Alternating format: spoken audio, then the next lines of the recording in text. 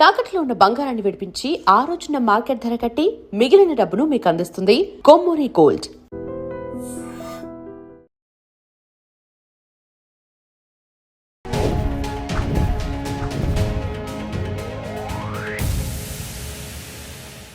Hi hello నమస్తే welcome back to our channel. నేను మీ వైషు. మనశ్శాంతి ఇది లేక చాలా మంది ఎక్కడెక్కడో వెతుక్కుంటూ ఉంటున్నారు. ఈ మధ్య కాలంలో ఇంకా దానికోసం థెరపీ సెషన్లు కూడా మొదలు పెట్టారనమాట. సో అసలు మనశ్శాంతి ఎక్కడ దొరుకుతుంది, ఎలా దొరుకుతుంది, మనసు ఎప్పుడు శాంతంగా ఉంటుంది, ఈ విషయం గురించి మాట్లాడడానికి ఈరోజు నాతో పాటు డాక్టర్ హరీష్ తెనేటి గారు ఉన్నారు. సార్తో మాట్లాడదాం. హలో సార్, నమస్తే. నమస్తే. ఎలా ఉన్నారు? All good. ఎలా ఉన్నారు? బాగున్నాను. సో మనశ్శాంతి అనేది ఒక చాలా పెద్ద టాపిక్ అయిపోయింది ఈ రోజుల్లో. మనశ్శాంతి లేక అసలు ఏం చేయాలో తెలియక, ఎక్కడ వెతుక్కోవాలో అర్థం కాక చాలామంది థెరపీ సెషన్స్ అని అక్కడ ఇక్కడ వెళ్ళి ఎక్కడ ఉంటుంది ప్రశాంతత, అసలు మనసుకి శాంతి ఎప్పుడు ఉంటుంది అని ఎత్తుకుంటున్నారు. నిజంగా ఎక్కడ దొరుకుతుంది, ఎక్కడైనా వెతకాలి? ఓ యా, ఎంటైర్ లైఫ్ పర్స్పెక్టివ్ దీనికోసం వెళ్తుంటుంది. మొత్తం జీవితపు ప్రయాణం ఎక్కడో నా మనసు శాంతిస్తుంది, చల్లబడతాను. కొంతమంది మనసు శాంతిస్తే తట్టుకోలేని లోకంలో ఉన్నాం మనం. మన ప్రశాంతంగా ఉంటే ఊరుకోలేరు, ఏదో ఒకటి చేస్తూ ఉండాలి వాళ్ళకి.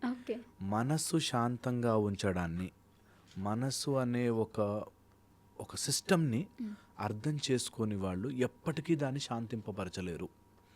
మనసు అంటుకుంటుంది. ఇట్ ఈస్ లైక్ మాకు ఎలా చెప్పేవారంటే, బయటకు వెళ్ళేటప్పుడు చెప్పులు వేసుకుని ఎక్కడెక్కడో తిరిగి వస్తావు, మళ్ళీ నీ లోపలికి వచ్చేటప్పుడు ఆ చెప్పులు బయట వదిలి రావాలి. మనసు కూడా ఎక్కడెక్కడో తిరిగి వస్తూ ఉంటుంది. లోపలికి వచ్చే ముందు ఆ మనస్సు చెప్పులు ఏవైతే అంటించుకొని వస్తుందో అవి బయట వదిలి లోపల రావాలి. అప్పుడు మనస్సు శాంతంగా ఉంటుంది. ఏది జరుగుతున్నా మనసుకి అంటించుకుంటారు కొంతమంది. అలా అంటుకున్నన్ని రోజులు మనసు మలినమైపోయి ఇది ఎప్పుడు శాంతంగా అవుతుంది అన్న విషయం తెలియదు. ఎప్పుడు మనసు ప్రశాంతత అవుతుంది అన్నది అసలు వాళ్ళు ఇమాజిన్ కూడా చేసుకోలేరు. ఎందుకంటే మనసు అనే ఒక ఇంప్రింట్ మోడల్ని, అంటే ఏది దాని దగ్గరకు వచ్చినా అంటుకుంటుంది. అలా అంటుకుంటుంది కాబట్టి జాగ్రత్త పడాలి. మనసే అన్నిటికంటే వేగంగా పరిగెడుతుంటుంది, అందుకంత ఫాస్ట్గా వెళ్తుంది, తెచ్చేసుకుంటుంది. ఇక్కడ కళ్ళు మూసుకొని నేను ప్యారిస్ ఐఫిల్ టవర్ అంటే గుర్తుకొచ్చేస్తుంది. నేను వెళ్ళిపోయాను, మనోవేగంగా వెళ్ళిపోయాను. సో అందుకనే మనసు ఏదైనా అంటించుకుంటుంది కాబట్టి దేన్ని నా మనసుకు అంటించాలి అని తెలుసుకోవాలి. ఓకే, ఇది బయట చెప్తున్నా, సూపర్ఫిషియల్గా అందరికీ అందరూ దాన్ని అర్థం చేసుకోవాలి కాబట్టి చెప్తున్నా. బయట దట్ మనసు ఎక్కడ ఏవో తీసుకొస్తుంది, థింక్ చేయిస్తుంది. వాటిని అది ఓన్లీ యూజ్ చేసుకునే యాప్ లాంటిది. అవసరం లేకపోతే ఇట్లా పైకి స్వైప్ ఆఫ్ చేసేసేయాలి అనేటట్టుగా మనసుని వాడడం వస్తే వాళ్ళ మనసు శాంతమవుతుంది. ప్రాబ్లం ఎక్కడొస్తుందంటే ఈ మనసే నేను అనే దాంట్లోకి వెళ్ళిపోతారు. మనసే నేను అనుకున్నవాడు మనసు ఎలా చెప్తే అలా ఆడతాడు. ఆ మనసు శాంతంగా ఉండదు, because it is air component. మీరు అన్నట్టు గాలిలాగా పరుగులు తీస్తూ ఆ మనసు శాంతంగా ఉండకుండా పరుగులు తీస్తూ ఉంటుంది. దీనికి మనశ్శాంతి ఉండకపోవడానికి అడ్డుపడేవి ఫస్ట్ ఈజ్ ఎప్పుడు ఆల్వేస్ ఎవరు చెప్పిన ఎక్స్పెక్టేషన్స్, కోరికలు, డిజైర్స్, అండ్ నా ఇమేజ్ని అవతల వాడి మైండ్లో పెట్టాలి అనే ఒక ఆలోచన. నేను ఒక కోతిని, కానీ నన్ను వాడు లయన్ అనుకోవాలి అని ప్రయత్నం చేసిన రోజు నా మనశ్శాంతిగా ఉండదు. ప్రయత్నం చేస్తూ ఉండాలి నిరంతరం, వాడికి ఎక్కడ నా మంకీనెస్ బయటపడిపోతుందో అని కదా. నేను కోతిలాగా ఉండడానికి ఫ్రీ ఉంటుంది మైండ్. నేను కోతినే, కానీ మంకీ కాకుండా లయన్లా ప్రొజెక్ట్ చేయాలి అని ప్రయత్నం. నేను నా మీద ఎందుకు వేసుకుంటున్నా అంటే మిగతా వాళ్ళకి చెప్తే బాధపడతారని. కానీ చాలామంది ఇలా సఫర్ అవుతున్నారు. దట్ నా ఇమేజ్ని అవతల వాడి మైండ్లో ఫిక్స్ చేసే ప్రోగ్రాంలో ఉన్నన్ని రోజులు మనసు బాధపడుతుంది. ఎంతమంది నేను వాళ్ళకి ఎంత చేశానండి, వాళ్ళు నన్ను అంత మాటలు అన్నారు, నాకు ఎంత బాధేసిందో, నా మనసు ఎంత నొచ్చుకుందో అని. ఫస్ట్ థింగ్, ఆ మనసే లేదు. ఆ మనసు ఉంది అనుకున్నా దానికి ఏమీ అంటుకోలేదు. పోనీ అంటుకుంది అనుకున్నా నువ్వు పెట్టుకున్నదే కాబట్టి తుడిపేసుకోవచ్చు అని సింపుల్ ఒక సెంటెన్స్లో చెప్తే అర్థం కాదు. ఇంకేంటండి చెప్తారండి, ఈజీ అండి. సో అందుకని చెప్తున్నా, ఫస్ట్ ఆ మనసు అనే ఐటమ్ నువ్వు ఏది ఇస్తే అదే అవుతుంది. చిన్నప్పటి ఇది హండ్రెడ్స్ ఆఫ్ రీసెర్చ్ జరిగాయి, hundreds of researches that only ఒక ప్రదేశంలో ఒక రెస్ట్రిక్టెడ్ ఎన్వైరన్మెంట్లో పెంచితే అక్కడ కూడా వాళ్ళు అందే దాంట్లో మానసిక ఇబ్బంది పడతారు. మనసు ఎలా చేస్తుందంటే జస్ట్ ఒక అద్దం, ఒకరికి ఎవరికో బాగా ఆదివాసుల టైంలో ఉన్న వాళ్ళకి ఇంకా ఓల్డ్ జన్ ఉంటే వాళ్ళకి అద్దం దొరికిందంట. ఓకే. ఆ అద్దం కోసం కొట్లాడారంటారు. 5 రూపాయల కోసం కొట్లాడుకునే రోజులు ఉన్నాయి. లక్షల డబ్బులు వచ్చిన కొట్లాడుకునే. నీకు ఏ కాంపోనెంట్ దొరికితే దాని గురించి మనసు వరి అవుతుంది. ఓకే. ఏం దొరికినా వరి అవుతుంది. ఏం దొరికినా దాన్ని బాధగా మార్చుకునే కెపాసిటీ మనసుకుంటుంది. అది నాకు దక్కలేదను, అది నా కోరిక తీర్చలేదను, బాగా ఏజ్ ఓల్డ్ ప్రాసెస్లో ఎప్పుడు నేను అంటున్నాను కదా, ఆదివాసులను దాటి ఇంకా ఇంకా ఇంకా ముందు పురాతన టైం నుంచి కూడా మనసు ఏదో రకంగా బాధ పెట్టే కాంపోనెంటే. దాన్ని గుర్తెరిగి గుర్తించాలి ఫస్ట్. ఓకే. మనసుని ఈ మనశ్శాంతి రావాలంటే గుర్తించాలి. నన్ను ఎందుకంత బాధ పెడుతుంది, ఏంటి నన్ను అంత మనసుని బాధ పెట్టే అంత ఏం జరిగింది. వాడొక మాట అన్నాడు. ఏదా మాట?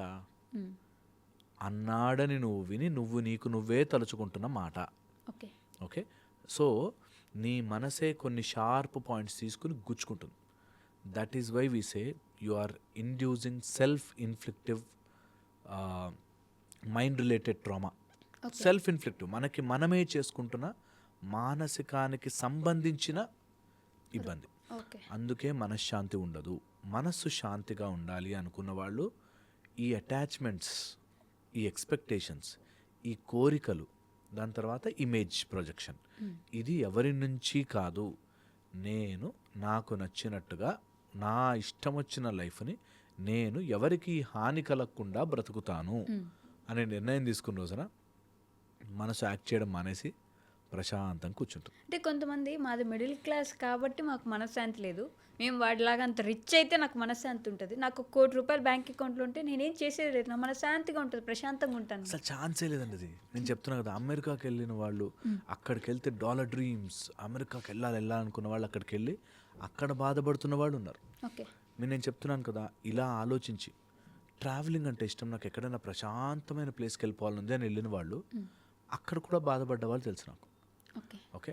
సో పాయింట్ ఈస్, నీ మనసు నువ్వు ఎలా ట్రైన్ చేస్తే అలా మారుతుంది. నువ్వు ట్రైన్ చేసుకున్నావు అదేదో వస్తే హ్యాపీనెస్ అని. సో ఇప్పుడు ప్రస్తుతానికి హ్యాపీనెస్ వద్దా, సరే పట్టు, దానికోసం బాధపడుతుంటారు. సో ఫండమెంటలీ మనం అర్థం చేసుకోవాల్సింది, నీ మనసుని మనం హ్యాపీగా ఉందాం రా అని ట్రైన్ చేసుకున్నాం అనుకో, ఏది వచ్చినా ప్లస్సే, బెనిఫిటే. రాకపోయినా నేను హ్యాపీగా ఉన్నా, I'm always in win win situation. లేదు అది వస్తే నేను హ్యాపీ అన్న రోజున ఇరుక్కుపోయామంతే. ఇది చెడ్డవాళ్ళు తొందరగా అర్థం చేసుకుంటారు, మంచి వాళ్ళకి బొరకెక్కదు. నిజం చెప్తున్నా. చెడ్డవాళ్ళేమో తొందరగా అర్థం చేసుకుని నేను లేజీగా టీవీ చూస్తాను, నాకు అదే ఆనందం అని వాడు దే థింక్ సంథింగ్ ఎల్స్. రాంగ్గా తీసుకుంటారు దీన్ని. రాంగ్గా తీసుకుని నాకు మందు తాగితే ఆనందంగా ఉంది, తాగుతా, నేను ఆనందం కోసమే పుట్టాను ఈ టైప్లో. సో అందుకని చెడ్డవాళ్ళు తొందరగా అర్థం చేసేసుకుంటారు. అది కాదు మనం చెప్పి అర్థం చేసుకోవడం, తప్పుగా అర్థం చేసుకోవడం కదా ప్రాబ్లం. అది కదా ప్రాబ్లం. అలాగా మంచి వాళ్ళకి ఈ విషయం, అమ్మా నువ్వు రాంగ్ డెసిషన్ తీసుకోవడానికి అన్ని రోజులు బాధపడ్డావే, రైట్ డెసిషన్ తీసుకుంటే బాధ ఎందుకు పడతావు?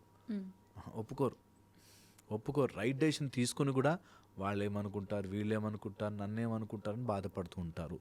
నాకు జీవితకాలం కోరిక సార్, అది తీర్చుకుంటేనే కానీ నేను ఉండదు. అందులో మోటివేషనల్ స్పీకర్ నా లాంటి వాడు ఇలాంటివి చెప్తున్నానంటే ఏదో సాధించాలని పరుగులు పెట్టిస్తూ ఉంటాం. ఓకే.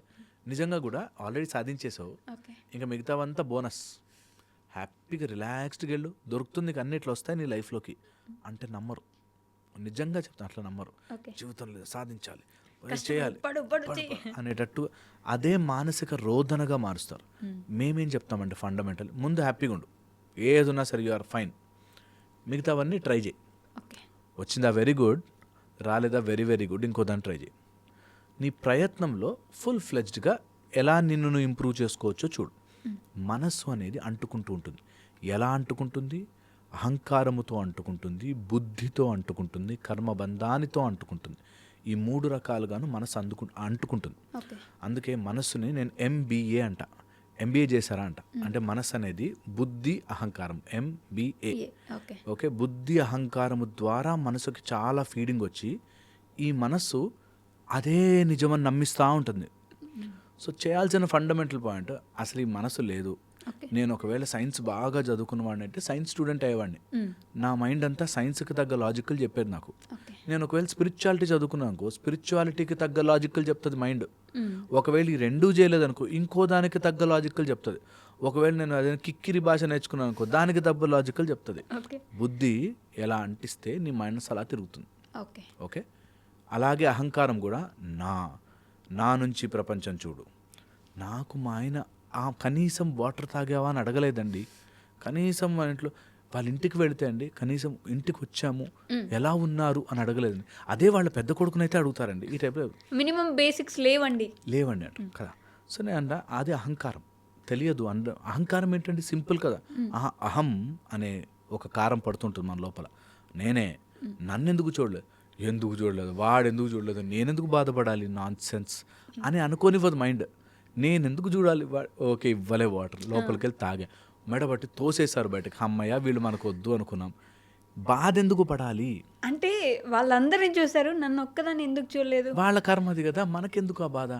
ఇప్పుడు అలా తప్పుగా బిహేవ్ చేస్తున్నాడు వాడు బాధపడాలి. అరే నేను ఒకరిని తప్పుగా చూశాను ఒక మనిషిని అని. మనం ఎందుకు బాధపడాలి? ఇది అర్థం కాక సఫర్ అవుతారు, బబుల్ అయిపోతారు లోపల, ఇట్లా ఉడికిపోతారు. ఎందుకు ఉడికిపోతారు అంటే నా నుంచి ప్రపంచం చూస్తుంది. That's called me centric world. నేనే ఈ ప్రపంచంలో సెంటర్, నా చుట్టూత వరల్డ్ అనే దాంట్లో ఈ MBA వల్ల మనస్సు రగిలిపోతూ రఫ్ అయిపోయి అసలు ఒక చోట కూర్చోదు. నేనేమంటా అంటే దీనికి ఇది సూపర్ఫిషియల్ కదా, ఎంత డీప్గా వెళ్ళి ఎంత నాన్ సెన్స్ ఉంటుంది తెలుసా. మీరు నమ్మరు, ఈ మైక్ ఇలా ఉందనుకో, ఇట్లా జరుపుకుంటే బాగుండు అనే ఆలోచనతో గంటలు గడిపేవాళ్ళు ఉంటారు. ఓకే. ఓవర్ థింకింగ్ చేసి OCDs వచ్చేసేసి ఏదో సడన్గా థాట్ వస్తుంది ఒకటి, ఆ థాట్ వచ్చాక వాడు ఇట్లా అనుకోవాలి, అనుకోకపోతే వాడు మైండ్ ఉండదు. ఓకే.